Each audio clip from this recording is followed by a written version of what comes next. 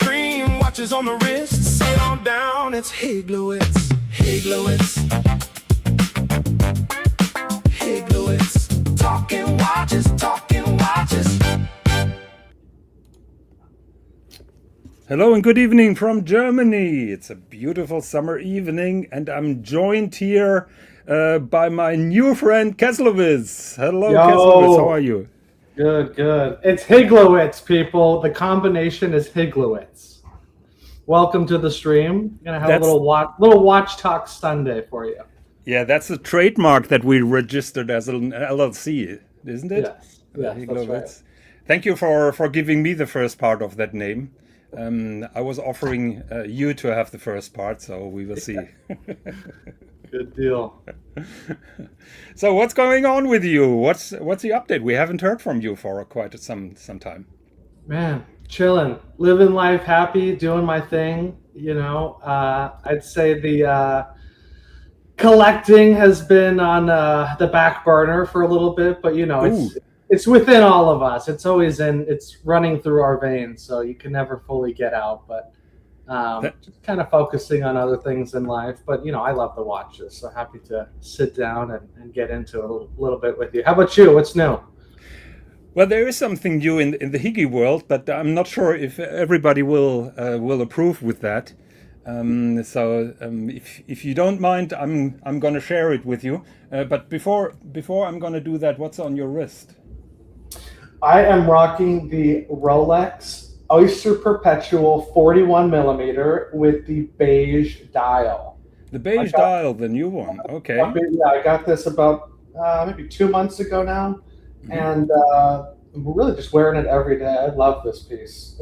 It's really great to match with all sorts of summer outfits. You know, it's got that nice kind of pastel beige dial to it, and fits easy, time only. It's just a great piece. I'm loving it. Okay. So how about you?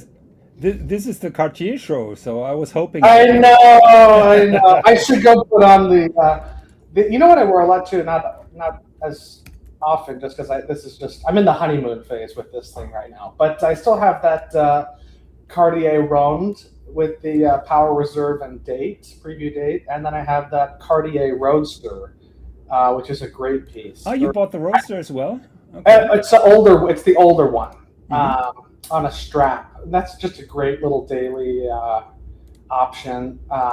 Love the quick release strap on it, and you know, it's got that funky crown on it, which is you know, some people don't really like, but I think it adds some character to it, and just another, you know, Cartier. A lot of people think of it as a jewelry brand, but I think they deserve a lot more respect in the watch world. Well, we definitely will talk about Cartier's history a little bit more, because they started as a jewelry brand, of course, and that is where I got to know them. So this is on my wrist at the moment. Oh, look at you! Honoring our fights and battles and the beginning of our acquaintancy. Yes. Well, you know better than anyone. I bought this watch brand new. Yep. I think it was 2020 during the pandemic. I got a steal of a deal on it. I already liked the watch, but it was so new at the time. You couldn't really find a lot of them pre-owned, and I got a fantastic deal at the AD, and I actually missed this piece. I probably shouldn't have sold it, but there's a whole story behind that. I think most people have heard, but give us a summary. Summary of the story. Well, first of all, I love this piece. The larger version. You know, I actually like how that one has the display back. You know, obviously glass huta, you're paying up a lot for that movement. So I think that would have been nice. But obviously the Sea Dog, exactly. So I would have preferred if it had the exhibition case back, but I think that watch is definitely too big for me. Exactly. And the placement of the date is a bit strange. I think it's at the 4:30, if I remember right. Yep. I love a panoramic date, but I agree with you. It's a little bit odd, particularly for a tool watch. Yes. I totally agree with the transparent case back. But I also agree with you. I think it's 42.5 millimeters, the big one. And Yeah. the one that you're seeing here is 39 millimeters. Yeah. And it so reminds me, I sent that picture yesterday to Dodger. That was a picture from yesterday. I sent it to Dodger, and he thought it would be an old Rolex Submariner with an Explorer dial. I can see really, that. It really reminds me of that. No crown guards. You know that I have an allergy for crown guards, and so I find that watch fabulous. But if we are honest, the movement is shit because it's a very small movement. Sure. That is also used in their ladies watch line. So the movement is not as pretty as of the big one. So they're hiding it behind a case back. Sure. And I know they did that. I know they did the closed case back because if you look at the lineage of this piece, if you go back into the old records, that's how it was done before. Yeah. So I know they were kind of hitting at the vintage, homage version of it. I do like the faux patina. I did think though, I still think that the, clean date wheel would have been nicer in black with a patinaed color to it. I think the white date window it sticks out a little bit in a weird way, but it's okay. The sunray finish too, it's not showing up too much in this photo, but that black dial actually has a really pretty sunray finish that is quite beautiful. Yeah, totally. And the sapphire itself, when you look at this watch from an angle, it has that like vintage box sapphire look to it. It kind of like warps the dial, if you know what I mean. Like it has that optical illusion. I find that amazing. But yeah, the case is a really nice case and beautiful watch. So my story with this watch, so bought it brand new, was loving it. Actually had the same exact strap you have on there, and they actually hooked it up with the original black rubber, which I actually that tropical kind of rubber strap, which is nice. And so one thing that I don't like about Glashütte, I don't know if they've changed it since then, but obviously it's part of the Swatch Group, and they only give a 2-year factory warranty. Compared to Rolex and Patek, all these other brands giving 5-year.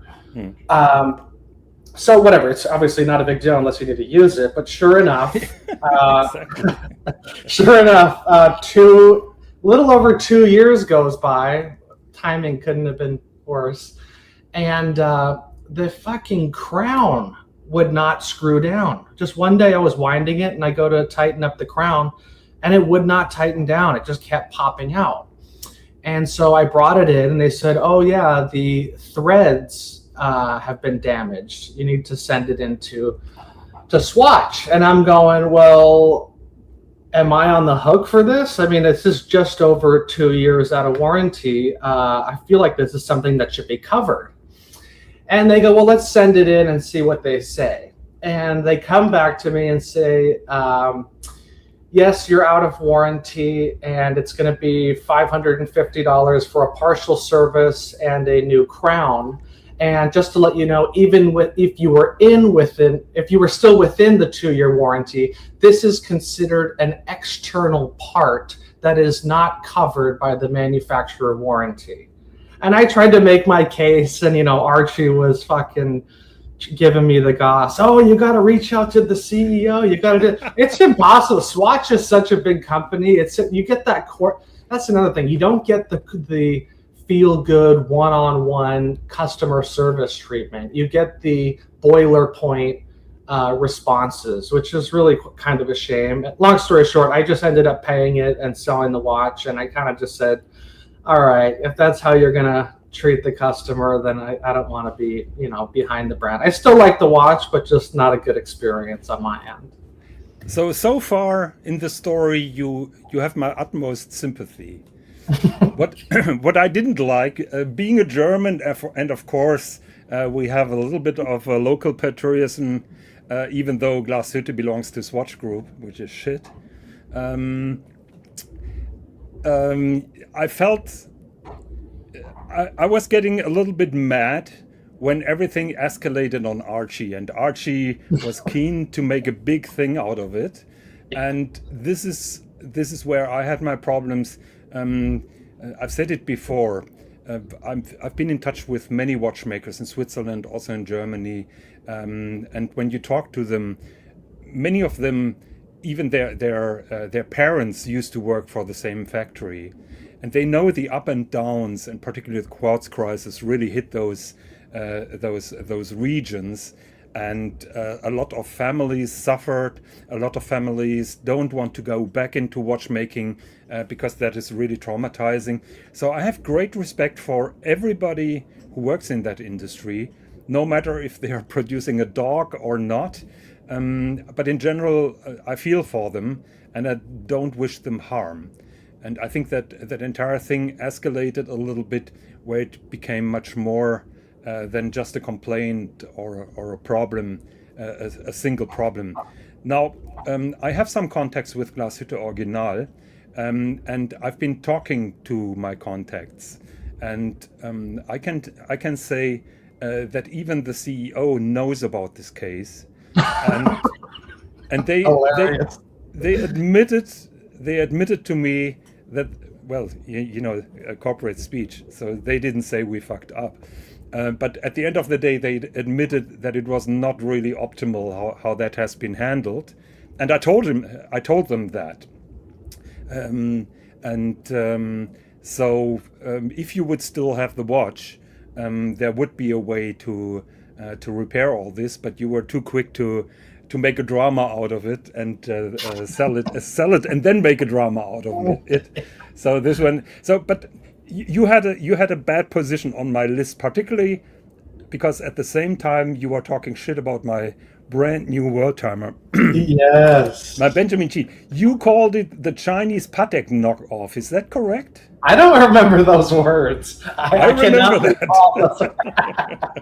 This was a couple years ago, at least. Now. Some time has passed. To your defense, time heals all. Time heals all. You were very new in the watch world, and especially the independents.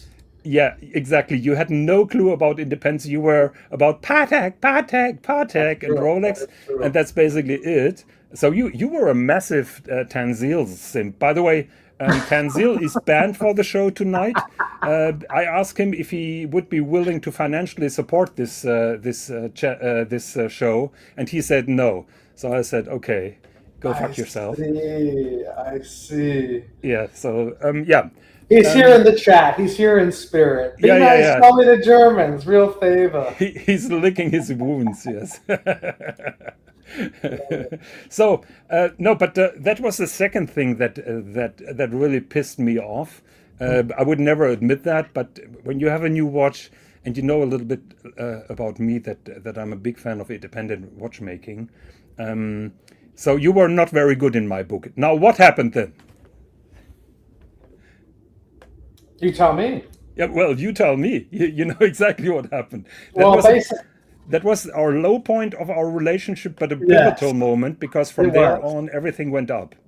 Yes, that's true. We're talking the Anderson Genève day. Yes, exactly. Yes. Mm-hmm. Yeah. So basically, we all made the pilgrimage out to Geneva, and this was maybe I think 2 years ago now, and obviously we were there for the show to meet with all the other people in the fishbowl, and Jamie Dodger and Thomas Burnett and Dodger's wife, of course, had this event they had this meeting set up that you helped organize with Anderson Genève, and we had been out the last days previous to this. Wait.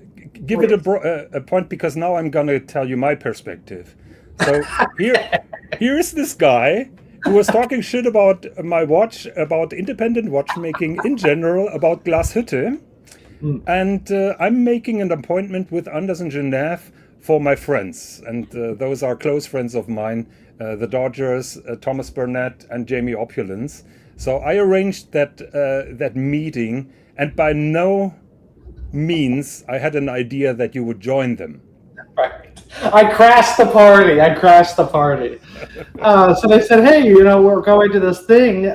Would you like to come along? So of course, I might have asked actually, but in any case, I show up and, not expecting, I had no idea what to expect. I hadn't really done much research on Anderson Genève other than seeing photos. And we get there. It's actually a kind of a funny place. When you get there, it almost looks like a strip mall when you get there. It's like upstairs in a very obscure neighborhood. You'd never know a watchmaker was even in there. I don't even think they have a sign on the door. It's almost like you're walking into an accountant's office. Yeah. And we all get there, and there's the main man running Anderson. I don't think he wants us to say his name.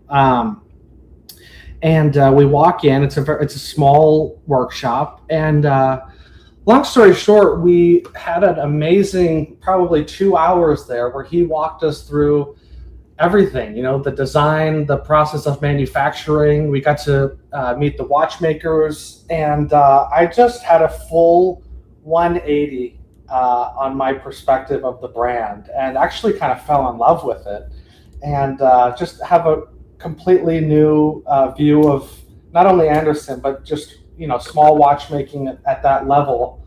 And yeah, it was a great experience. And okay, I'm really glad you said that for us. And then once we left, they call Higgy on the phone. Wait. Now comes my point of view. So I knew that my friends are going to Anderson Genève at 7:30 in the morning, which was really tough for everybody, I guess. Later on, maybe an hour after that visit or half an hour after that visit, Thomas Burnett is sending me a picture of you guys in the atelier, AI generated in a kind of cartoon way. I'm trying to find that picture. Thomas, if you still have that picture, please send it to me again, and I will bring that up to the studio. So Thomas is sending me a picture, and you're in the center of all this around my friends. And I think, oh my fucking God, this guy is part of Anderson Genève. And it's like a museum. It's not really a high-end watch manufacturer. So for some people, it can be pretty sobering what they see. But this is really where the work is done. But I was freaking out that you would shit talk about my friends at Anderson Genève. I was shocked that you were there, and based on everything that I knew about you, I was freaking out that you would shit talk about Anderson Genève and my friends. So I immediately picked up the phone, called Jamie Opulence. I was furious, and I told him to hand over the phone to you. I think the first thing you said is, "What the fuck are you doing there?" That was my first. I think my first line was, "What the fuck are you doing here?" And the second thing I told you is, "I think you're a total asshole." I love it. Could that be right? Probably. And then I told you, I don't want you to shit talk about my friends. Those are decent people. They're doing an incredible thing, and you have no clue what you're talking about. So I was really mad. Later I apologized. Did I apologize for that? Yeah, you did. Okay.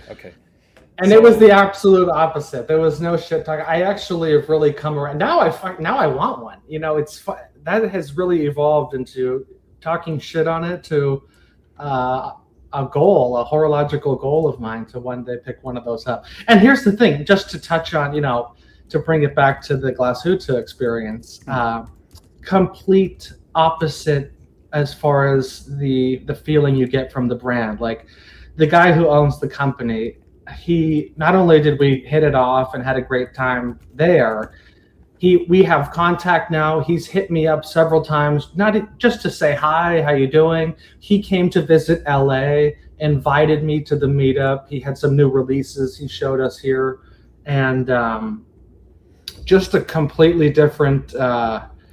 That's one thing you get with that brand is you get the one-on-one time. You don't just feel like a number. They know your name. You could customize a piece. If something was wrong, they would handle it, in a much different way than the big brands do. So that's a very nice way to feel, especially when you're spending this much money. Yeah, here you go. You got the jump hour on there. Yeah, I'm a little bit jealous that you're meeting Alex more than I do. I think I've met him twice since then because he's come to LA twice. He had one meetup in Beverly Hills and one in Santa Monica. So I've come out to both. It was By the way, great, this is great Frank Müller together with Sven Anderson in the workshop. I love it. So cool. Let me go back. Yeah, he's got quite the history. If you go and look up, some of his accolades from the past, one thing that's quite amazing that they showed in the workshop is the I forgot the name, but it's something like the glass hour clock. Oh, you mean the bottle clock? The bottle clock. Thank you. The bottle clock, the famous bottle clock. 1 second. And that is just an incredible thing. It's one thing when you see it and you're like, oh, that's cool. But when you realize, well, how the hell did they get the clock in there? Well, he had to design all of these tools specifically to make this. And he's got different apparatuses with fishing line and just amazing ingenuity and a lot of just clever thinking. He created his own tools for that. I'm pretty sure he showed you the tools. Yeah. That's what I'm saying. Yeah, 100%. And just gives you a little more appreciation for all the hard work that goes into it. 1 second, I have the bottle clock here, and I'm hearing a sound, so I'm pretty sure that Thomas Burnett sent me just that picture. I sent it to you. I just sent it to you. You sent the picture to me. Okay, one second. Everybody knows how bad I am with pulling up those images. So here is a bottle clock. Yes. So this is a true bottle, and he didn't remove the bottom of that clock. So everything goes through the bottleneck. All the mechanics. The dial is folding up then. Inside of the bottle, so it's really fantastic, and that actually is the beginning of Anderson Genève. He was working for Patek Philippe, and he was making that in his spare time. I think he even had it in his Patek workshop, and I think he told me that people kept on asking about that this particular clock, and then he started producing them. And that was his way of to go to the independence. Thomas was sending me pictures, but that is not the cartoon picture. Yeah, here, Keslow sent it to me. So that is the picture that I received. One thing I just remembered when we were at the workshop, Alex was showing us the bottle clock, and he went to put it down, and it kind of slipped out of his hand, and it went like bing, and all the watchmakers turned 180, flipped their heads, like, what the fuck was that? It was fine, but it was just one of those moments where you're like, oh. So here, that is the picture that I received from Thomas Burnett in the morning. And of course, the guy on the right is very, very, very distinct. So I immediately knew who was joining the party. That's good. Okay, so... Yeah, thanks for setting that up. That was a great time. Even though I crashed it, I was really appreciative to have been a part of it and really changed my mind. Didn't you crash the Mike the Snake meetup before? No, I set that fucking thing. No. Okay. Sorry. Jesus. Well, we never know. So, 1 second. Let me try to present that back. No, it doesn't work. Of course. Remove. No. Add. Okay. So, are you still interested in the jumping hour, or did your taste shift? I like the world time better now, to be honest. Well, here's the thing. I do love the jump hour. Actually, I prefer the I don't know what they call it, Rising Sun. I think it's called the Sakura. Gold. It's the jump hour with the gold dial. It's got like Okay. Mm-hmm. It's the same as this, but it's a different color. That's another thing about Anderson. No watches are made in steel. They're all precious metal cases. And when I asked him about that, I said, why no steel? He goes, steel is only meant for tools, not for watch cases. So they have a little bit of a thing with that. But obviously that's all done with the rose lathe, that whole guilloche dial. It's a beautiful piece. One thing I wasn't absolutely thrilled about, obviously this is around a $50,000 watch. You're looking at the platinum case there. They use a FPGA base that obviously they decorate and modify and whatnot. But that is essentially a Blancpain movement. And I didn't necessarily discuss this with him, but this was in my research post visit. It just made me like the world. First of all, I like the aesthetics of the world time more, but I guess in a way it made me like the jump hour in a little way less, just knowing that the movement is I don't know what the right word, but not as prestigious, I guess you could say. Maybe that's not the right way to look at it, but it just I was just kind of like, oh, okay. You're very polite now, so I'll be frank. Movement-wise, I think Anders and Genève can't compete, for example, with Recepi or with Patek. I think Anders and Genève's strength lays in other field that the mentioned brands can't fulfill. It is the personalization, the individualization that they're doing, and basically the handcraft that they're offering you for a fraction of price. And you can buy them. Try to get a rare handcraft without a purchase history with Patek Philippe.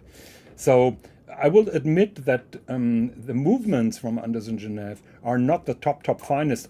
However, I know that they are putting big efforts in reworking those movements. I mean, you have seen the watchmakers with that kind of violin bow tool where they're polishing the toothing of the wheels. I'm pretty sure you saw that as well. Yes, 100%. So they're finishing, they're beveling the crown wheels, and they put additional anglage on it and everything. But it's still not the fanciest movement. But I think their strength is just in that individual relationship that you have with them, keeping in mind they make probably 50 watches per year, and try to approach Patek Philippe and tell them, I want other cities on the city ring. 100%. No, that's one thing that really makes it special, is exactly what you're saying. But yeah, the world times, particularly the cherry blossom, I just love that watch. It looks so good. He brought it, I mean, I had already tried it on, but after some time passed, he brought it out to LA, and I'm really in love with that watch. It's just a thing of beauty. And the other thing too, interesting about Anders and Genève is that obviously, they're making 50 watches a year, like you said. Very difficult to put a price point with the secondary market. There's just not a lot out there. Like, you can't even find any of those jump hours you just showed, or any of the modern world times. I've never seen one for sale. Which just goes to show people that buy them are keeping them. Obviously, you can find some of his older stuff from the 90s, which personally I don't really like. It's just he's had a big shift in the aesthetic of that compared to the modern stuff. Totally, and I think that it's part of the new owners to give the brand a distinct design language. And we've been discussing that here on this channel. Over and over. To me, when a watch is not attractive, that's a deal breaker. Can have fancy watchmaking, crazy functions. It can be personal, whatever. But when it's not beautiful, it doesn't. It's not attractive for me. So it's then out. So 1 second, I'm pulling up the cherry blossom for you. Yeah, right. I mean, it's got to start there. Look at that. Like, you got to love the look of the piece, and then all that other stuff comes later. The history, the brand, the decoration on the movement. All that is like bonus to just what you're looking at right now. Dial case, the front end.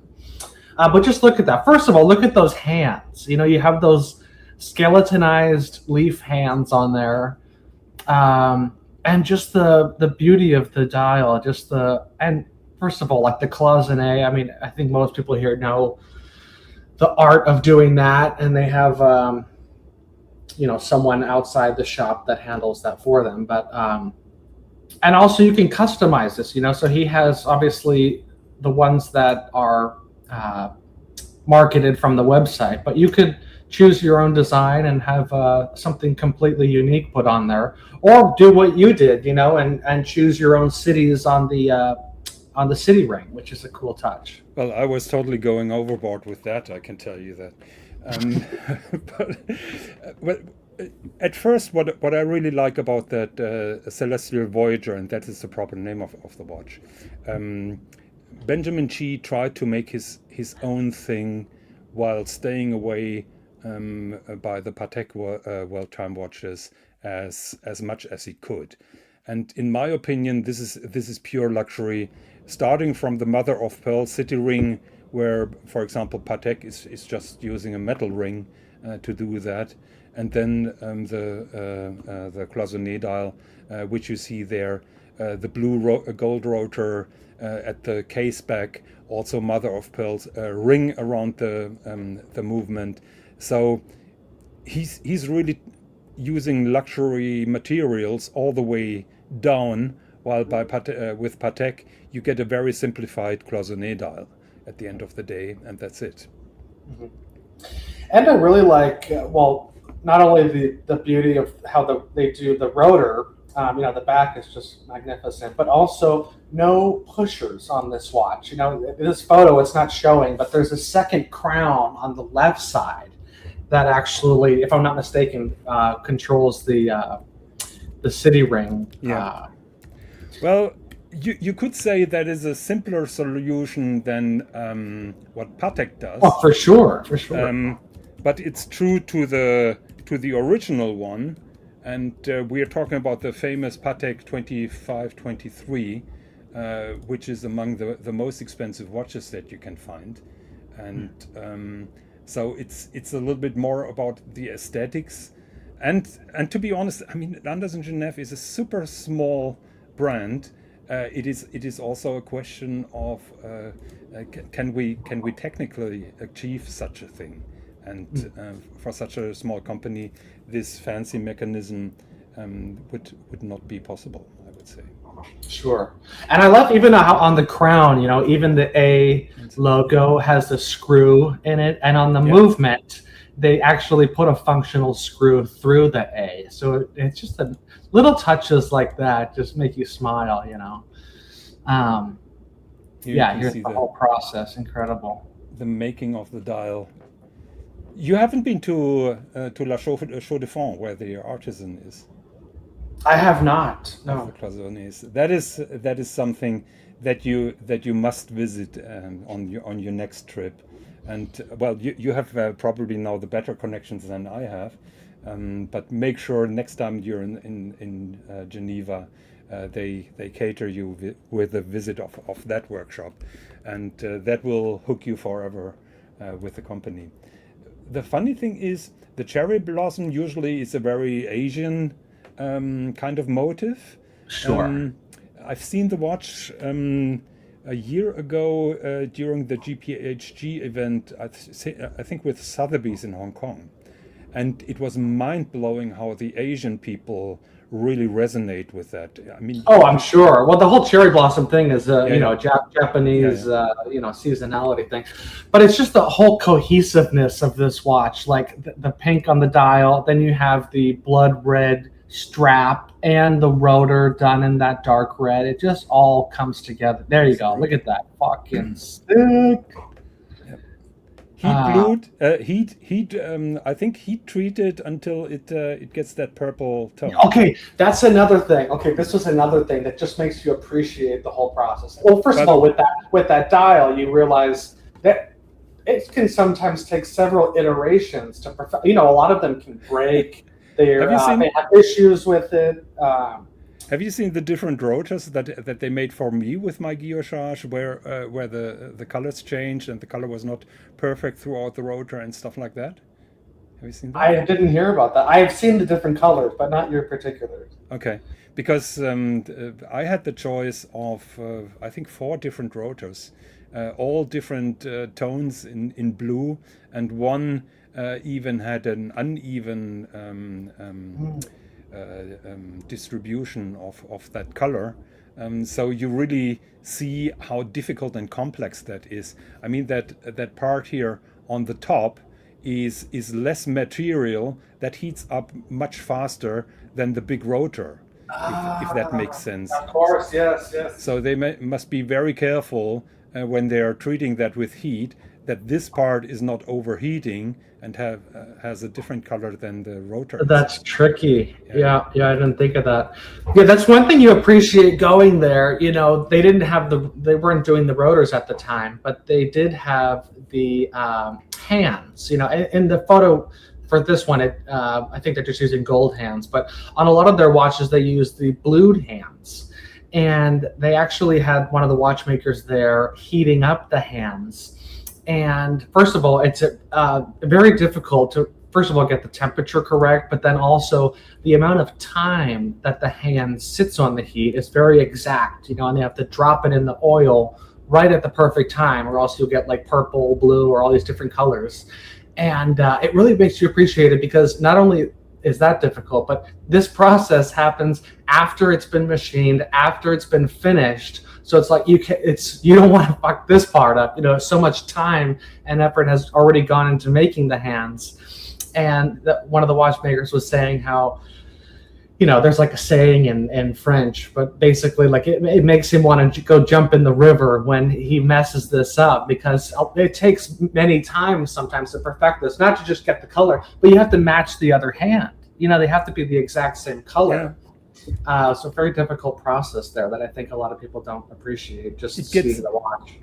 It gets even more difficult when we're talking, for example, about a rotor, because that guilloche that is here on the rotor, that is applied before they heat treat the entire thing, and that's probably a different artisan than the guy who is heating that up.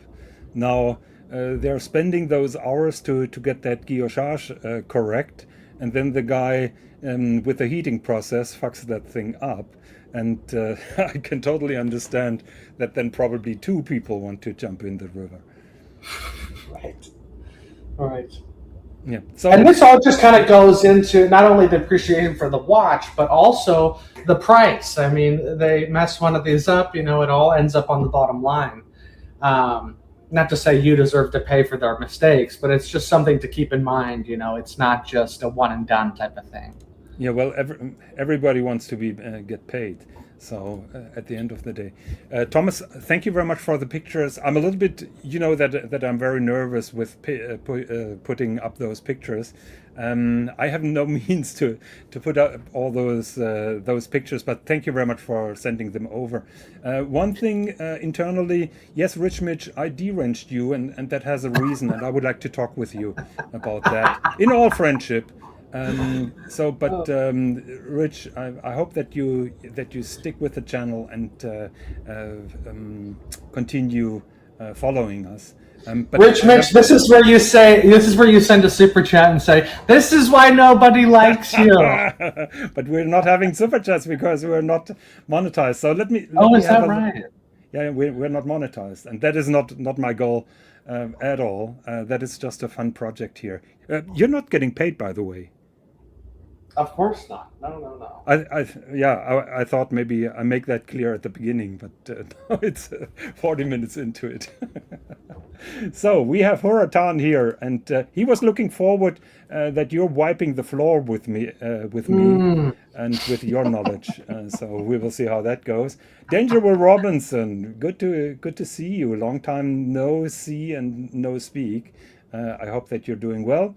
Thomas Burnett, Caslow in the house. Well, you met Thomas, great guy. What up, Thomas? Yeah.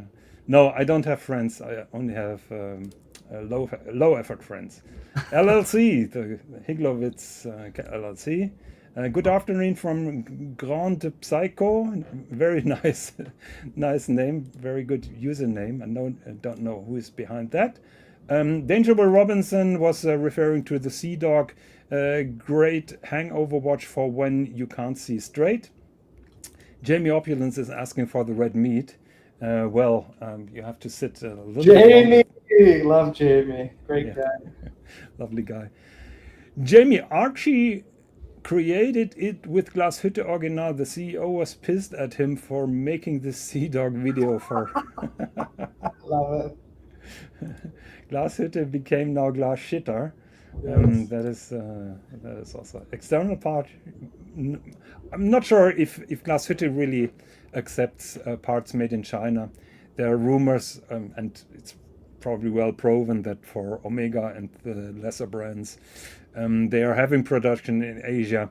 Not sure about the crown. By the way, the crown on mine never let me down. So my watch is now 4 years old. Never had a problem with the crown. So maybe it was you. Perhaps. Be nice only to Germans. Real favor. That's following me until I die. Higgy getting mad is pretty funny to watch. Well, yeah, probably yes. No, they just say Higgy fucked up. Muhammad Ali in the house. Hey, Mohammed. I had a great meetup with him out in London recently. Oh, you've Great. been in London. Okay. Yeah. I just saw him a month or two ago, and yeah, lovely gentleman, and had some cigars, had some beverages, and yeah, he's on an amazing watch journey. He just picked up that new motif dial, Oyster Perpetual. Oh yeah, the graffiti dial they're calling it. Yeah, he's got an At the end of the amazing day, collection.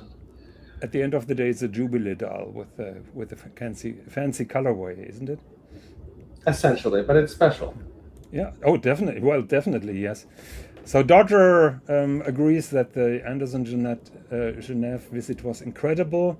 Grand Psycho has the same name, Muhammad Ali. Kessler is cool. I would vouch after meeting him. That says a lot. So yeah, in Dodger we trust. With Patel Philip, I'm not really sure. Okay. So kind of like a dog that sits on a nice carport. Not sure what he means with that, but yeah, is this where the big guys hang out? Okay, let's go here. Horatan, my favorite Anderson Genève world time is the one where the city ring is for Eastern Standard Time and says New York. Yeah, have you heard about that? No. So initially on my city ring, on the city ring of my Celestial Voyager, there was Darwin on it. And then how it goes, and I love making enemies.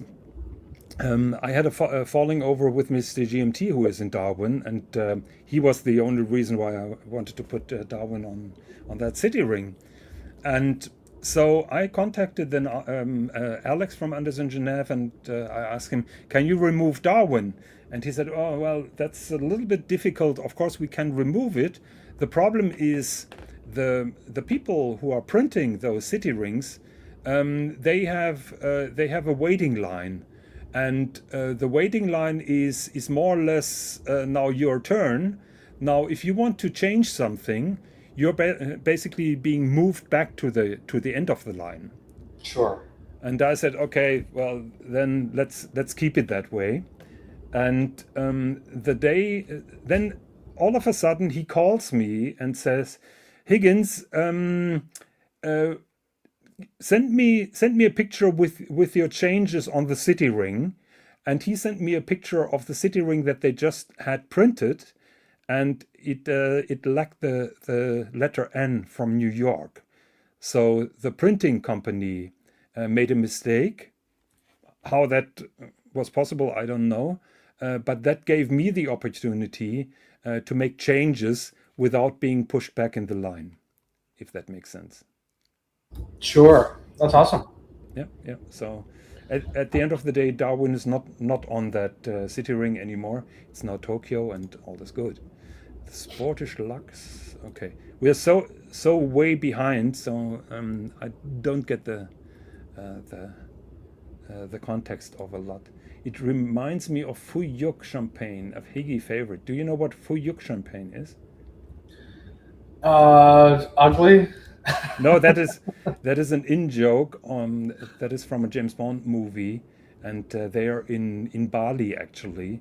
And, Okay. They're drinking a wine, which is, they say it's a wine, but actually it's a champagne. It's a relabeled Moet Chandon bottle, and they slap Fui Yuk on it, and that is a running joke that this is a really bad wine. So, Danger Will Robinson is leaving us. Okay. Daughter, Anderson to me is personal design and a true feeling of being part of the family. The experience feels a thousand times better than walking into a Patek treat you like shit boutique. I 100% agree with that. That is very accurate. I mean, you're meeting the guys who are making your watch. You're meeting the owner of the company, and you're basically putting the order there, and you're discussing details right at the top. Yeah. So, Rich Mitch, we were talking about it. I will post the link a little bit later. You're welcome to hop on the show a little bit later. So, Grand Psycho, he prefers Breguet in German. Thanks for the pictures. Jimmy says, Arch says he is getting a world timer once they commemorate his exploits in Shenzhen, China, by adding this city to the dial. Okay. So nice close up. Now we're catching up with the comments with the city track here on this particular watch. It's another great picture there on the screen. Well, that's the Celestial Voyager. It's really a fantastic endeavor that has been started, and I can't get enough from it. Particularly, my main love are the lugs. I really like the lugs still. That is the star of the show. That's another good point. You know, I love the lugs on this and the jump hour, but I don't like those Kari Voodoo line and teardrop horn lugs. I hate them. That does not look good. I don't get that. Yeah. No, I don't like them. Okay, now we had an initial question, what is new in my watch collection, before we finally go to Cartier. How about that? Let's hear it. But for once again, I need to make a screenshot of the particular watch. So, Kessler, don't hate me. Chat, don't hate me, because I'm going to show you my latest acquisition, and that is a watch that I wanted for a very long time, and I had to snap it. So, one second. Okay. Where is it? Okay. What do you think of that? Wow. Don't say wow. It looks like a gold coin.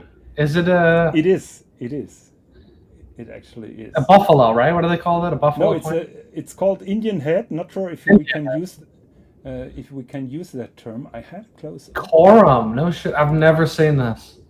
Well, it looks small. Is it, 36 mil? It is unfortunately small. That is the main problem with the watch. It's 34, I think. 34. It's wow. 34. Fascinating. I have never seen that. I mean, you got good gold weight. I'm sure there's definitely value in the gold. What made you buy this? Give me the story.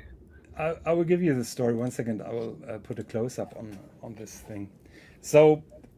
You know, is it custom or this was? No, it's not custom. That was part of their collection in the 1990s. Okay. So you know that I was selling watches. And by the way, we have skip intro. Hello all. Will this be a regular stream or is this just a fling? I'm auditioning right now. Well, maybe you're pissed off by my lack of skills of pulling up stuff. You will never show up again. Okay, so but in my previous life, I was selling watches, and one company that I really liked back then, and I still have a soft spot, is Corum. They make really fancy watches, and those coin watches are really something that interests me a lot personally. I find the system or the entire concept of taking a solid gold coin, then sawing it up, hollowing it out for a movement, and then making a beautiful case around it. Absolutely crazy, but absolutely beautiful as well. I know that gold coin watches were the thing in the 1980s, 1990s. Not anymore, but I still like them a lot. And this Indian head, in my opinion, is the best of them because of the color that is in the coin. No. And are those diamonds in the stars? Yes, they add diamonds in the star. That's kind of cool. I like that. and they put that enamel on the dial as well to make it a little bit more colorful. You can very patriotic of you. This is something an American should be wearing. Yeah. True, but not many Americans know about it, and they got a little bit forgotten in the last couple of years. And it's quartz? Is that what I'm seeing? Quartz? It is quartz, unfortunately. I'm surprised you would go with this. Yeah. Well, just like I said, sometimes the value is not in the movement or not even in the finishing. Look how mint that is. I do like the coin edging. That is cool. Yeah. That's very on. And the coin edging also goes in the lugs, which I find really cool. In the crown, by the way, is a real diamond. That's cool. I actually like that. That's very cool. So, but I was interesting. I was one of the best salesmen of Corum back in my times. Okay. And that was my absolute loved watch, because imagine this particular watch on a fancy lady, elegantly dressed. That is a very good alternative to Cartier or anything. You get the elegance, you get a little bit of color splash, you get the diamonds, you get everything in that watch. And I was selling those watches like hotcakes. Very unique. Very cool. And at some point, I had to get one. I like it. That definitely. How much? Today, or what you paid? How long have you had? How much I paid for it? I'm gonna say $6,000 US. Okay, I paid $2,000. Fuck! That's okay. That's a gimme. I mean, that's the gold weight at least. I scored it at an auction. J. Gray Sweater is absolutely correct. The strap looks pinched, and it is pinched. I have here some Corum straps in my collection, and it is pinched here on the 2 o'clock lug. It's a little bit the strap is a little bit too large for the watch. I mean, $2,000. Then why not? Just that's a no-brainer. Yeah. I mean, anytime you can buy a watch and be able to sell it the next day for what you paid or more, why not? I mean, why not just own it, experience it? If you change your mind, no harm, no foul. Yeah, and Skip Intro is trying to tease me. Yeah, he knows exactly what I mean, because we've been talking about that so often. I call this blue. Do you know the name of this blue? I don't. I call it Denver blue. I don't know why, but I call it Denver blue. That is Denver blue in my opinion. Okay. So yeah, that is just an in-joke. No, but usually they're selling around 5 to 8,000, and most of them have been a little bit worn and also touched up, polished. And you can see here the edge is super sharp, and also the coining. So it's absolutely perfect. Probably never been worn. Nice. Okay, so we finally found now the time for our topic, which is the Cartier Santos. Hey, can I diverge for just a second, just because we were just talking to Anderson, and this is kind of on that on that same vein. Here, I'm going to put it into the chat, the name of the brand. We don't have to spend too much time. I just want to get your take, because I feel like it has similar DNA to Anderson. Actually, I shouldn't say similar DNA, but there's aspects of it that remind me of it. It's called Achmave. You ever heard of it? No. So this is a one-man band. He does all of his work in Santa Monica, California. He's a Russian artist. I don't know if you can necessarily call him a watchmaker, because he's using Le Jeu Perret movements, but he does custom dial work.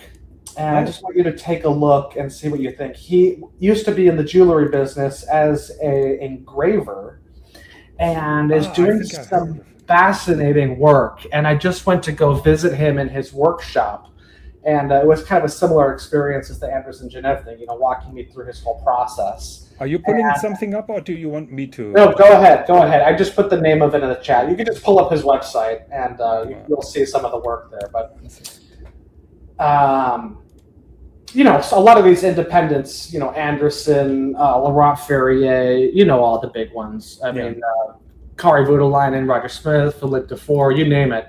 They're all 50K, 100K, at pretty much, their prices are just in the stratosphere. Now, I'm not discounting it, that, there's a lot that goes into them, but this guy is charging between 10 and 15,000, which is a lot more reasonable. And in particular, I like the koi. He does one that's Eternal Koi. I like this watch, bro. And that dial is all done by hand. The engraving's done by hand. All those different colors are different metals, different finishes. So there's no paint. And does he coat the metal, or how does he achieve the different colorways? Well, there's either like gold, or he'll heat the material to make it blue. Okay. Anyway, so it's not only a plating process. No plating. There's zero plating. Mm-hmm. Anyway, just something different, and it's just in that same vein of artistic, independent, custom work, that type of thing. But there you go. There's a good photo of it. Just wanted to see what you thought. Yeah, kind of cool, right? Yeah. And I love that they're being made, locally. So it's just something different, something that caught my eye. I wasn't sure if anyone else has really heard about them, but anyways, just something that's been on my mind recently. So Skip Intro thinks that the blue dial, the blue strap on my Corum is Miami Vice. Yep. So going to that Akmaev, I think it's the name. I really, in the last couple of years, I really went into those handcrafts. Whatever it is with handcraft, I'm all over it. And when it's aesthetically pleasing, we have recently a couple of very crazy independent watchmakers who are really making crazy functions, but they're not designing their watches. So in my opinion, they're looking like the little workshop of the small watchmaker who doesn't give a fuck how the watches look like. Exactly. And I like when something is uniquely done with a high level of craftsmanship, but then also visually pleasing, and that is the case here with this particular watch. 100%, yeah, because that's kind of the way where I'm at now with the watch collecting journey. Is if I'm not going to do Patek or Rolex, I want something fucking way different. Like we're talking Anderson, any of the independents, like any of that, like very unique, cool shit. That's what makes me smile now. All this other shit is just kind of, the Zenith, Omega, all that. It's just kind of, I'm not putting any of it down. They're great. There's so many great watches out there, but it just doesn't, for me, it doesn't give me that like wow feeling, unless it's the major brands like the FD Journe, Patek, Rolex. If it's not one of those, I would like to, move into some of these. You're not into mainstream anymore, my friend. Not really into the mainstream. There's some Cartiers that are cool, but yeah, most of them, it's just kind of like, eh. Here goes Patel Philippe again with a hype, baby.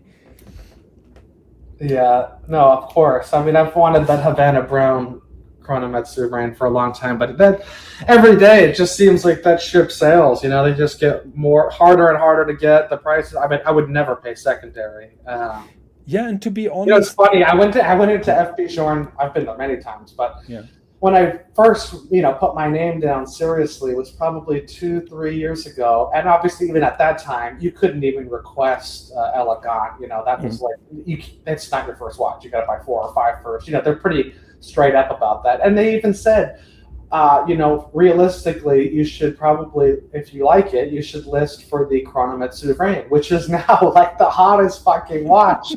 And if you walk in asking for that, they'll roll their eyes. Do you remember the time when they were shifting the people to the Elegant because nobody wanted the Elegant, and now it's going crazy over retail? I know, it's insane. So Skip Intro says, Keslow, I know what you mean. You've changed wavelengths. You're a snob now. I'm a snob. This is what happens. You evolve, your tastes change, and what can you say? I don't know. It's an evolution. It never ends. It is an evolution, and I find it funny. Or first of all, I find it interesting when somebody's going on that journey that I still am on, and you're relatively young at age and also on your journey, because my journey lasts basically four and a half decades. So you're a quick learner. What did I want to say? So it's good to see when somebody makes that development. Yeah, I wanted to come back to the name of this channel, which is called Elite Horology, which is a reference also to the guy who was doing me a favor, or I was doing him a favor, and he kept on calling us elitists and stuff like that, just because we were talking about different things than Rolex and Patek Philippe at best, and Sure. so yeah, people trademark me as an elitist, and actually I don't see that as a bad thing. I mean, Well, okay, that's one thing. That this is where the shift kind of happened for me, and this was partly due to I want to call him Patel Philippe Hurritan.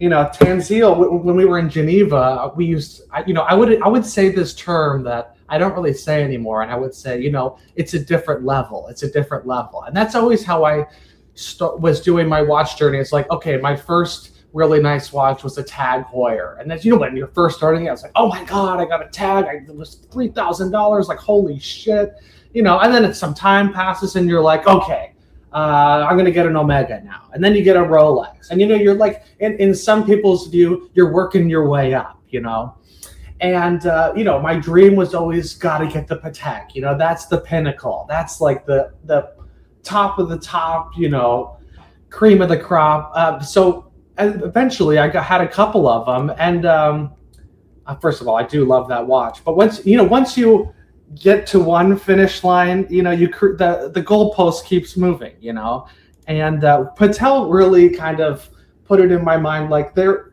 is no such thing as like levels. Like, that's not the right way to look at it. They're just different.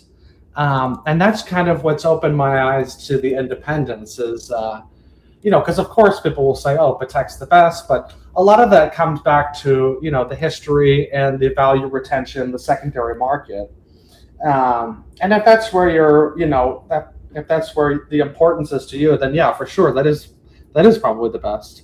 But you look at, there's just different things to consider along with that, I think.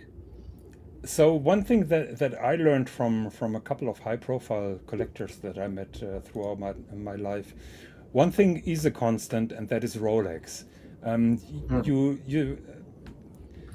The love for Rolex is up and down, but the love, the respect for Rolex is never really gone.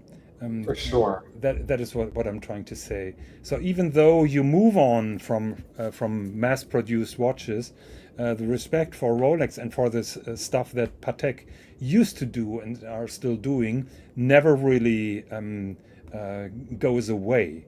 So you're just evolving you're developing your taste, and that's basically it. Rolex is just so good, bro. I mean, I wear them every day, and I wear them for the other reasons most people don't. Most people want the flex, they want the people to notice. I don't give a shit about any of that. I love that when I pick up the watch, it is to the second. I'm not kidding you, to the second. The chronometry is exact. It is so good, and it's robust. You can wear it on any occasion. The usability is fantastic, but to me, it's the accuracy, the reliability, the customer not appreciation. You can take any Rolex in and get it repaired. Any part you can get.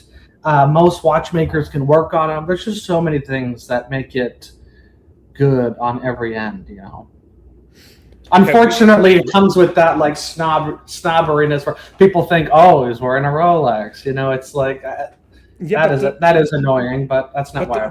The brand is not responsible for the people who are buying it, and I had that discussion over and over here in Hamburg, where all the pimps used to wear Rolex, and people said, "I'm not going to buy a pimp watch." I said, "Well, it's a good watch, and the fact that a pimp is wearing a gold day-date covered with diamond shouldn't keep you off from buying a Submariner." Right. Yes, I agree. So we have here a little battle between. So first of all, OC says OC. ASMR effing watch talk. Actually, my coffee is finished. 1 second. I'll do the ASMR for OC. 1 second. What's up, OC? He's really. Oh, here we go. That was too much.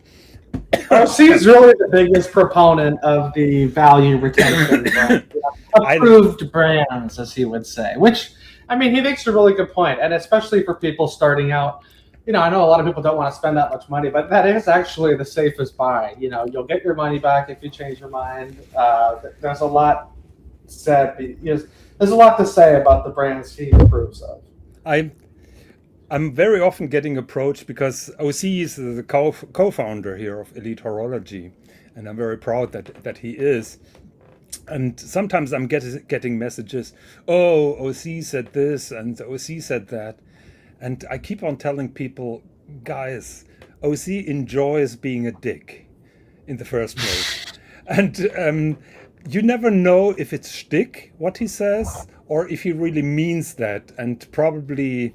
The middle of everything is true.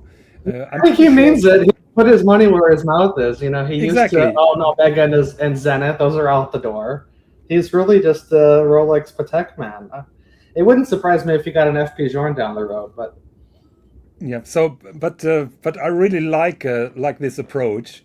That OC doesn't give a shit, and he has strong opinions, no matter if you like them or not. So all is good. Now, why do I have this particular watch here on the screen? Patel made a comment, and Skip Intro challenged him.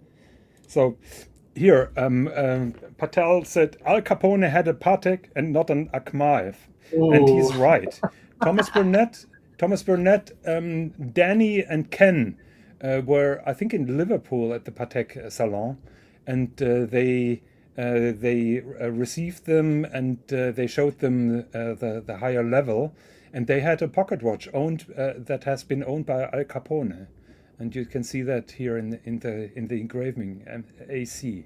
So that is Al Capone's pocket watch, and here, Skip Intro, is your proof. Okay, it's not always the brand that matters. That is true. OC is having a laugh at that. Design matters too. Tonight I'm trying, or we are trying to do that. Yeah, it's design and also it's handcraftmanship, and it's just different things. How awful is it when we are all following the same goals? And I'm glad that Caslow found his way. That really. Gets him excited, and I have a similar way, but probably we disagree on certain pieces, but that's all good, and I don't see anything negative about that. Yep. So Huratan says Napoleon was a Breguet man, and that is true. Napoleon had a Breguet complex. Not sure he had a Napoleon complex. Every big collector has Rolex. Some say it could be their one and done, and that is also a valid point. Do you sometimes miss the times back? I'm pretty sure you started with a one and done that you've been wearing for years until you went on that journey. Sometimes I really envy people who have one watch and they're not interested in buying anything else or checking anything else. They're just content and happy, and probably they are happier than us who are constantly searching for the next big thing. That's true. I mean, I think they're few and far between, but most people say that, and then you just get addicted. It's just like you just start looking at more stuff. It's just an interesting hobby. Of like browsing, shopping, learning more, and so I feel like some people that perhaps get a watch as a gift or some sort of they inherit a watch, perhaps they could fall into that one and done. But I think that's difficult for most people. My first nice watch was a Tag Carrera. I think I had that for like I don't know how long.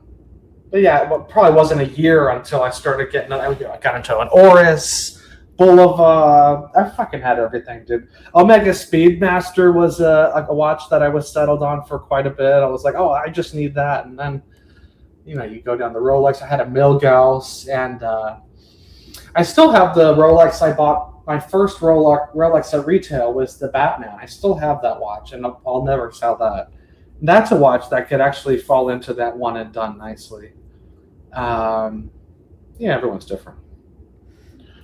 So Skip Intro says drug dealers love Range Rovers, but so do soccer moms. Yes, a good example, just like the Rolex analogy of being a pimp watch. And Grand Psycho says I don't like how they look. The Rolex watches he means, and that's totally okay. I mean, when you don't like how they look, I'm a big fan of the 1950s and 60s Rolex. I think they lost a little bit in the modern era, but your Oyster Perpetual, by the way, hasn't changed a lot, so I still am okay. I have a little bit a problem with the ceramic bezels of the recent sports models. So the original OC says, big fan of Rolex and Patek for chronometry. Is that even a word? And accuracy. Well, accuracy, without a doubt, Rolex is the king of accuracy when we're talking about mass-produced watches. I don't think that even Patek can reach that, or a Recepi or Kari-Voutilainen, because it's just the industrial process is more precise than this handcraft approach of many other companies are. And I remember you. Didn't you, when I had Bernhard Lederer on, you were pondering him on accuracy and warranty? I think I asked something along the lines of, do you offer a guarantee on accuracy? Yeah. So something along those lines. I'm still laughing about that question, and probably you understand now why I'm laughing about that. One thing I really appreciated that he said, though, is he has his watchmakers wear the watch for everything, like including he has one watchmaker that's a big mountain biker, a cyclist, and he tells him wear it mountain biking. Let's learn. Let's see where it fails. So I think that's a great outlook, and can you it's imagine? A testament to the watch itself. Can you imagine? Thierry Stern's assistant wearing a minute repeater for mountain biking. Right, hell no. Hell no. So yeah, Huratan, Higgins and Caslow have got it all wrong with Anderson Genève. They talk about the vanilla pieces, the erotic pieces is an Anderson Genève specialty, and that is not wrong. But I'm not pulling up erotic watches. And what about the poker? Have you seen the poker piece? Yeah, of course. Yeah, with the cards. Yeah, those are dope. What do they call it? Like animatronic? Or that's a name for those pieces. Automaton. Automaton. Yeah. Mm-hmm. Yeah. And you know where they base the automaton on? No. They're using an old watch with an alarm, and they're using the energy that is put into that alarm gong. They're putting that energy in the automaton. Oh, interesting. That's clever. Yeah. So there is a technical background why they're using a certain movement, and that is also the jumping hour. There is a reason why they're using that Frédéric Piquet movement, and Sven Andersen told me that. He told me it's very difficult to get torque information from movement makers, and they need a certain amount of torque for the jumping hour, and they tried different movements, and the Frédéric Piquet has a very high torque and also very constant torque throughout many movements, and that is why they chose this particular movement. Interesting. Hey, I got to give you a 15-minute warning because I got to head out soon. Oh shit! Sorry, sorry. How are we gonna do the Cartier in 15 minutes? Surprise. I think We you can have we can do it next. We could do this next Sunday too. Yeah, We yeah, can we can continue. do that. Let's answer some questions. Breguet and FPV Jaune obsess over chronometry like no other brands. OC isn't really a watch guy. Ooh, shots fired. So he would not understand. More of a hype guy. Okay, so Breguet and FP Jaune obsess over chronometry like no other brand. That is true and not. So the entire exercise of watchmaking with all the fancy complications that we have when we're talking about fusee and chain and when we're talking about tourbillons and whatnot improved the accuracy of watches over the last centuries. So it has been about precision in the first place, but that all changed then when the quartz watch came up, because when chronometry accuracy is your main goal, you go for a quartz watch. That is the most precise method of timekeeping. So everything that you see now in independent watchmaking is decoration, are constructions that are hard to achieve, but at the end of the day, any quartz watch is better. That's a fact. And I would make the bold point: Breguet high accuracy double tourbillon or FP Jaune resonance or whatever, they will not be able to achieve the precision in certain Rolex watches. And you just said, how long is your watch now spot on? You're open? Talking. Oh, dude, a second at that. Every time I look down, it's I'm anal about it. I'll go to the atomic clock and pull out the hacking seconds and just get it right on the dot. And then I like to check like a few days later, like, oh, I wonder how far off it is. Dude, it's to the second. I'm not kidding you. It's dead on. You should not stop your watch, because once you stop that watch, you let it run down, the accuracy will change. Why? Because I've heard from some people it's actually good to do that, to give the balance spring, to give you to give it a break. It's good to fully unwind it. So this is a delicate topic, because I had a fall over with one guy in the. I had that discussion after the Bernhard Lederer interview, and I made that claim, and that is from my observation and from my experience, and also from the guy who taught me everything. So what I'm observing is exactly the same, just like you do. A watch is super accurate right at the beginning when it came from the factory. Once it stopped, it will never be the same, and it changes always slightly. And my explanation that I got is that the distribution of the oils, particularly in the pivot of the balance wheel, is changing. The distribution of oil when parts are moving quick is different than when it stops. Then they go a different kind of way. So the lubrication of those escapement parts is slightly different. And by the way, this guy went heavily after me for knowing nothing about watchmaking and stuff like that. I asked Bernhard Lederer exactly that question. He confirmed that he observed that. He wanted to come back to me, but he never did. Actually, I have to remind him that I still need a reply, because he found that topic very interesting, because he observed the same, and he wanted to go a little bit deeper into that. But take my word. Interesting. I've never heard that. Yeah, there is a certain risk. And I understand totally being anal about the precision of your watch. When I was younger, precision was super important to me. In the meantime, I really don't care. I like the fancy functions and the chronometry from a construction point of view. If it's really accurate, doesn't really matter to me. No, it's not a big deal. I guess to me it just adds to the amazement of just a mechanical piece being able to, be so exact. That makes it extra special to me. Okay, we have here a very good question, very interesting. Jonathan Queer Higgins does have fine wristwatch knowledge, but the fact remains he's extremely unlikable, and that's a shame. Is this something you're interested in working towards resolving? I ask this seriously. What do you think I'm going to reply to that? You don't care? Do you seriously think I came to this place to make new friends or to be liked by everybody? Is that a goal? I don't know.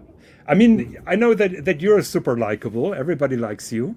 And I know that there are certain people who don't like me, and that's totally fine. And to be honest, I really don't care.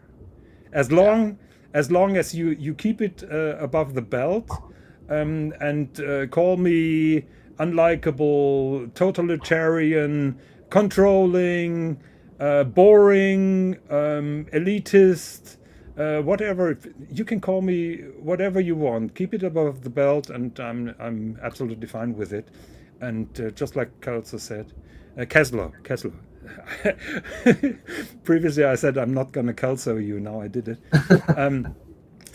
And just like Kessler said, I'm not really interested in your opinion about me. Like me or not, don't care. Okay, next one. Huratan is, I always saw it the other way. I found Higgins to be likable, but it's biased fake about what? But it's a biased fake about. I think he means that I'm a biased fuck about watches. Yeah. Okay. Funny how Patek receive anyone these days since the market burst. They're eating humble pie now. I'm not sure if that's really the case. I think that it's still difficult to get certain watches, but I'm happy to hear that it's a little bit better. Yeah, maybe you should be a little bit more open-minded. But I mean, I didn't like Kaslow in the beginning, and I changed my opinion and my mind. People are talking about me that I'm holding grudges and so on. If you convince me that you changed and that you're honest about it, I have no problems apologizing and admitting that I've been wrong. Brody, my KPI is hyperware. Oh my God. Maybe HPV isn't a good term. Hyperware, okay. What is KPI? Keslow, help me out there. KPI, that's like a key performance indicator. That's like a business term. Okay, hyperware. Okay, but what does that mean, hyperware? I know that HPV is a virus that affects women. So I think he's okay. I think we changed the topic here. Okay, talkish delight. I like that. Good to see so many actual smart collectors in the chat, and Rich Mitch was also here earlier. Okay, that was a little chip on Rich Mitch. Piruka, Swiss, hop on. I'm posting the link again because Kaslow will leave me very soon. You tell me when you have to hop on. Please don't hop off. I will kick you.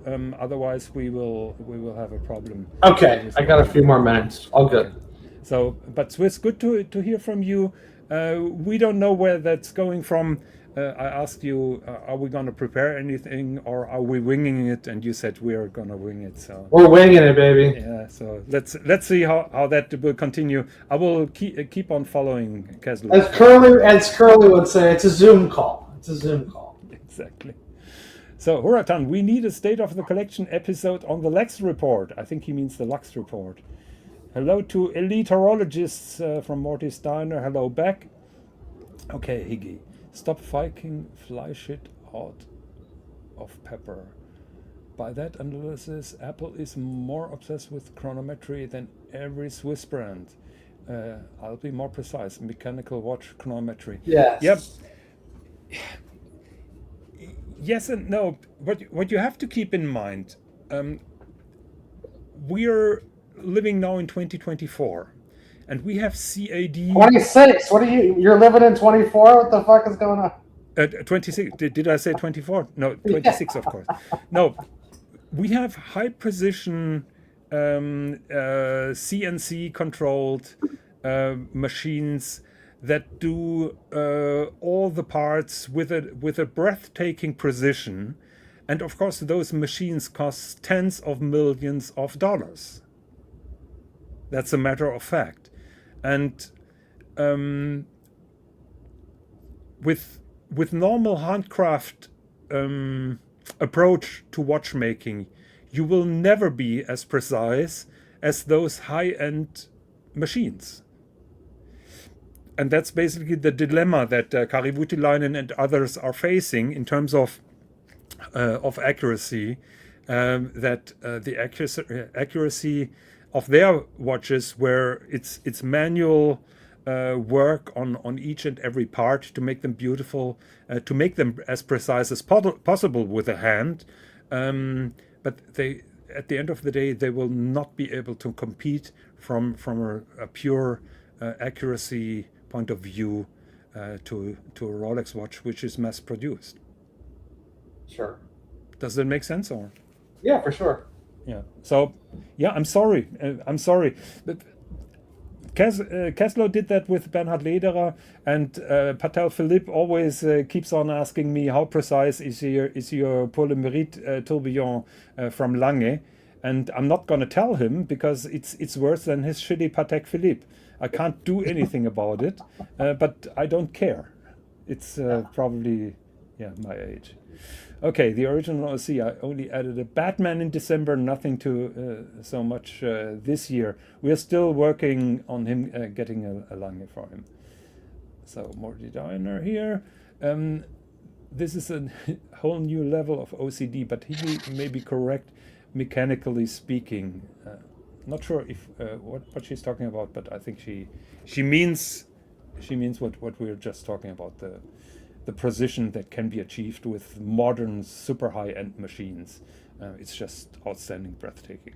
Great GMT. I think he means the Batman. Can't go wrong with a Rolex GMT Master 2 in the collection. Have you heard that Rolex is going 41 millimeters and getting rid of the super case? It's not the maxi case, people. It is called the super case. I have not heard that. That would be interesting to see. I mean, the 41 sub wasn't much different to the 40. I mean, you probably won't even notice the difference. I disagree with you respectfully. I think it makes a lot of a difference, because I think the 41 millimeters is just not that nice. The bracelet is just too wide. That is actually, I will tell you that. So I had the 41 sub, the green bezel Cermet. And I actually preferred my Batman for that main reason, because the clasp is much thinner on the. It's a monster. It's a monster. It's way too big. Yeah. It's way too big. Yeah. Yeah, that is true. I think it's. But top down, looking at it on the wrist, it's not much different. Yeah, and people have been complaining about the super cases, 40 millimeters, that the bracelet was too narrow. Now they made it wider, and now we are complaining about the same again. So I think it's better narrow. I think it's more comfortable and it looks better. Okay. So Huratan, what does he say once again? Thanks, man. I have Pepsi on Jubilee. Pepsi on Jubilee is a disgrace in my opinion, but that's okay. So I wanted the GMT on Oyster. For the Batman, it's the best example of that combo. Are you shocked that I find GMT Master on a Jubilee bracelet disgrace? Yeah, what's wrong with that? That's a great piece. That's the Philippe Dufour Antoine. How do you argue with him? So, yeah, well, yeah, it's a difficult position then to defend. Well, I can tell you, I'm European here. I'm German, and I can tell you, 1980s, 1990s, 2000s, here in Germany and in Europe, most of the sports models, tool watches, had an Oyster bracelet. The Jubilee was in our eyes always regarded to be an American thing, fancy American thing that we didn't understand and didn't support. To me, the Jubilee is a more elegant bracelet that belongs to the Oyster Perpetual Date, to two-tone watches, and to me, it's just a sports watch has to have an Oyster bracelet. To a degree, I personally like the day dates the old dates with the oyster bracelets much more than the president. I don't know. That presidential bracelet is pretty fucking nice, dude. It's so comfortable. It looks so good. And the hidden clasp is really special. Okay, so the Dodger says, you can call me Al Capone, HPV life, HIV. Okay, I posted the StreamYard link. HPV is a perfect acronym. This hobby is a virus. That's absolutely true. So Harry Strand should understand that I've met Jonathan in person and I've had the pleasure of knowing him for almost 5 years. He is only unlikable when interacting with other people.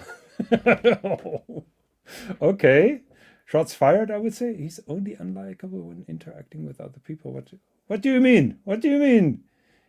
Falling me in here in my back. Kessler are still here? Tan and Dodger need to jump on. We are winning in the Nielsen ratings. Yeah, we have 21 viewers here. I am here. So what does Kessler think about the Vacheron Overseas Blue? Oh, that is a very good topic. That's fantastic.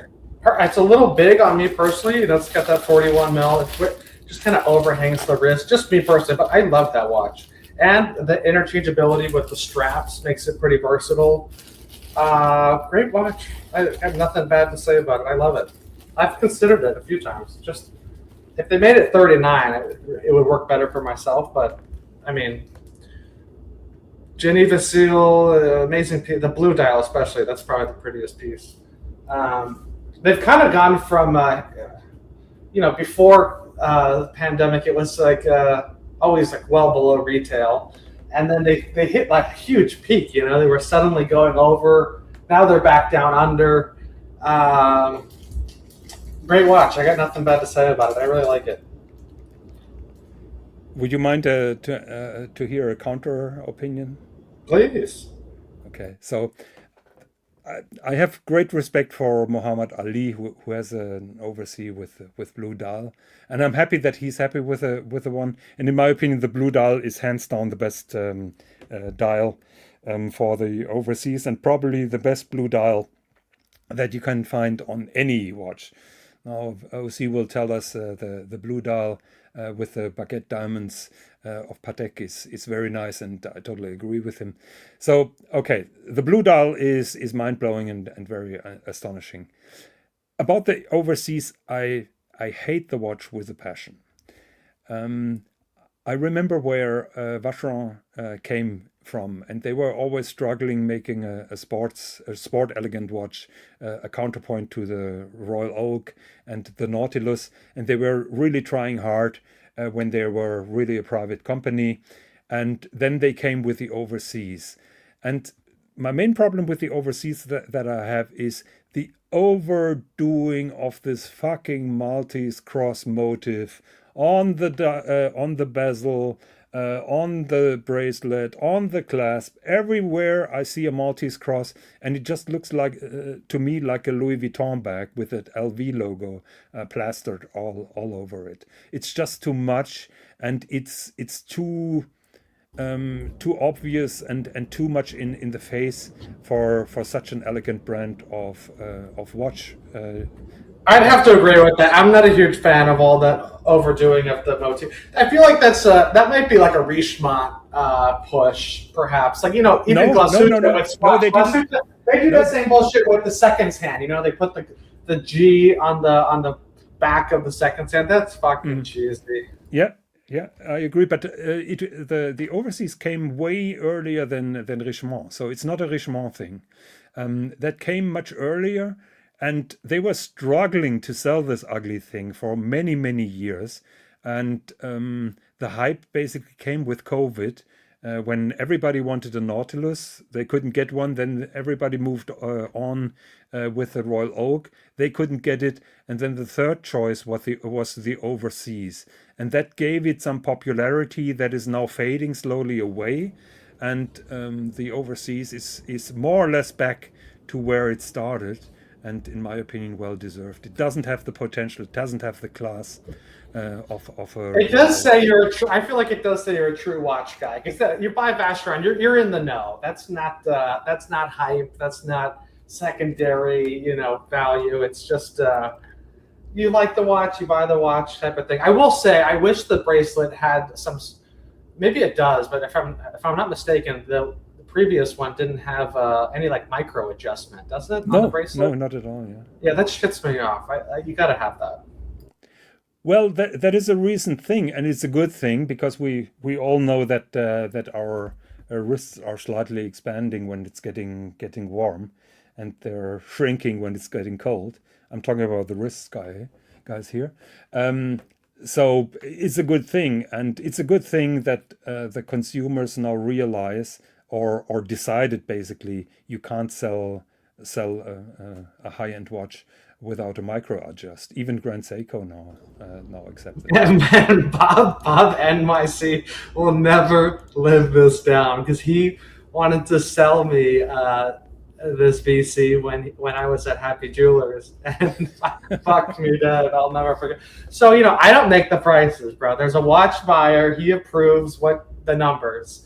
And when I told him, my buddy wants to sell this VC overseas, he threw out the number 15K. And first of all, when it's an opening bid when they make these offers, so I'm sure they would have done a little better. But I mean, they just don't sell that many of them, and it's just doesn't have the. This might be untrue, but it doesn't have the liquidity of a Rolex or a Patek. I mean, definitely it's an in-demand watch; it'll sell, but they want to work in a little margin, so he'll never live down the 15K offer on the overseas. I'm sorry, Bob NYC. It is what it is. It wasn't my fault. So you offered him 15K, and he was pissed off and left the shop. Is yeah. Well, no, it was all remote, but yeah, that's how it went down. Well, it's difficult. They have to make a profit on that, and just like we explained, the hype is going down, particularly with this watch, and it's hard. But I think 15 is a little bit on the low end. Probably, if you would have talked a little bit more with Caslow, probably it would have been 17 or 18. I don't know. No comments from you. Is Caslow still here? Sorry, I was muted. Yeah, no, okay. I think they would have come up a little bit. It's just, I don't know. What can you say? It is what it is. Okay, guys, Caslow is about to leave. If Caslow leaves, I'm going to leave the show unless somebody hops on. I posted the link here in the comments. So within limits, everybody is welcome to join me here and continue this fascinating watch talk. It went all different than it was planned because we still haven't been talking about GPHG and Cartier. So maybe the next time that will be. Let's do it again next Sunday. We'll hit Sunday. We'll have an agenda. We'll hit Cartier and GPHG for sure. Fantastic, and we can reuse then that video, which is also a nice thing because there's a Cartier. We got assets ready. Let's go. Okay. Cool. All right, I gotta hop. Hey, this was fun, Higgy. Thank you for having me on. Thank you for the invite. I agree. Thanks for joining me after that long time, and I hope that it wasn't too boring and too damaging for your reputation to be together with me on the panel. No, I loved it. It's good. Okay, it's good stuff. I'll kick you. All righty, take care. Okay, I'll kick you off. Yeah. Yep. Good night. Bye bye. Okay, and now I'm alone. So, what do we have here? Thanks later, caliber YPG2137. Thanks for joining and for listening. So, okay, what do we have here planned? Well, I have 2 more topics planned, but that's a little bit too much. What we can do is here talk a little bit about one of my favorite watches, and to everybody's surprise, this is a Patek Philippe. Not sure if I mentioned it before. Let me check if I find the file. The file is called Streaming, and here we are. So this is one of my favorite watches of all time. This is Patek Philippe 2523. Those watches were produced in very low numbers. 2523 is said to be produced between 50 and 60 pieces at all in total. This is the 23, and that is the classical world time with 2 crowns. You can see that 2 crown design, and that's in my opinion one of the most beautiful watches that exists. I like those dog leg lux that this particular watch had. This one was for sale a couple of weeks ago, and it sold for like $8 million US.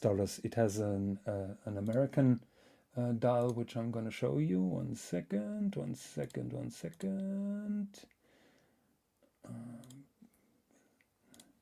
They had a beautiful picture of the dial here, and everybody knows I'm a sucker for cloisonné dials.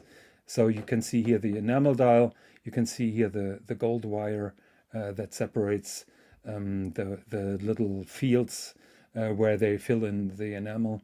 The majority of those 23s had enamel dials. Some had cloisonnés. Some had the blue dial. I'm trying to find the blue 2523, which went for a record sum. 1 second. Patek 2523, and that is the gold one. Yeah. 1 second.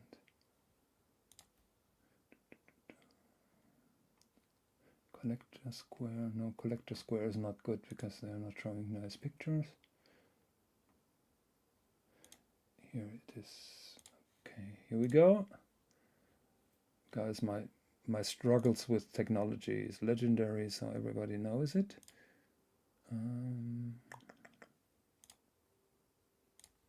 Share screen. Here we are. Okay. Here, that is in my opinion the most beautiful of them all, and it went for a record sum. That is from 2019. I think the same watch has been sold a little bit later for an even higher amount. I think it was 17 million or something like that. Look at those lux. Those are untouched. Those are unpolished. Absolutely perfect. It is a Gobbi. I think Gobbi is the name that is printed on the dial. Gobbi Milano used to be a Patek dealer, and that is the blue enamel dial, no cloisonné, but that is the most valuable 2523 that you can find. Absolutely beautiful pictures about this particular watch. Again, you can see here the city ring. Tanzil was talking a lot about the history, how those cities changed. Just have a look here, Aden on that city ring. No, so okay, here Aden, Réunion, Ceylon, Calcutta, Saigon. So total different cities than to what we have today. And this watch is just in perfect condition. I mean, it's like a painting in my opinion. Just look how sharp the lines are. And there we come to the last show that we made about vintage Rolex watches. And the question is, is it acceptable that watches are polished? And then people say, it's acceptable when they are over polished. I say yes, over polishing is a sin. It's actually a very bad thing. But to me, any degree of polishing basically changes the character of a watch and changes the line. No matter how good the polishing is, it removes substance from the case, and it removes the appearance of a watch compared to when it came from the factory. And when I see those vintage Rolex watches that have been shaven down with lux and then filled up with a little bit of laser welding and then shaved down again, and then you have those spider lux that just look ugly. with a sports watch because the lugs are too slim and thin. And it would be a sin to polish those beautiful faceted lugs in any kind of way. I'd rather have scratches on, chips and gouges on those beautiful lugs than having them polished, if I'm honest. And that is how I treat all of my watches. Everybody who takes a watch from me for servicing, there is a big sign saying, don't touch the watch, don't retouch, don't polish, don't touch the case, don't touch the lugs, only work on the movement. I'd rather live with the scratches on the bezel, with scratches on the lugs, than having those ground down. And I mean, those lugs are just pieces of art. Why tampering with them? Why touching them? Morty Steiner, would it be a sin to polish a sin? Well, it's a sin. Yes and no. Look, a sin is not a Patek Philippe. A sin is not a vintage Rolex that carries a certain value. You can polish the fike out of your sin as long as it makes you happy. I don't see a point in polishing, touching up a particular watch. I just think it's pointless. You're getting scratches back anyhow, and at the end of the day, polishing means you remove material from the case and from the bracelet. Okay, now I'm floundering a little bit. We had the 2523, the beautiful thing. One second, let me try to find the total picture before we go. Seems that not. Yeah, that is true, Grand Psycho. Not if it's the hardened. I think it's Tekiment or something like that. Hardened steel. Also, that is one problem with Grand Seikos in titanium. I think they're coated. Some high-end Seikos, by the way, there is a spring drive Seiko which is called the LX. That is a titanium case that is also with that ultra bright coating, which is basically impossible to touch up and repolish. So you better leave that alone. But yes, there is a Grand Seiko. There is a non-Grand Seiko with a spring drive movement that you can get. Okay, so I think we are now 1 hour 47 minutes in the show. I'm totally talked out. I don't have anybody to bounce off, so I think I'm gonna close this thing down with this beautiful image of this 2523 and the lux, maybe another emphasize. Okay, so it was a long time that we did a true watch talk. I appreciate that Keslo joined me. We were working hard from an idea to a realization. Thank you very much, Keslo, for joining me. I hope that this will be not a one-off. Thank you for everybody to join me here in the comments. I'm staying here for 3-4 minutes after the show. I'm posting the link again if somebody wants to hop on and talk with me after the show. For the time being, I'm wishing you the best. Enjoy your watches and hopefully see you very soon later. I'm ending the stream. Goodbye. Bye-bye.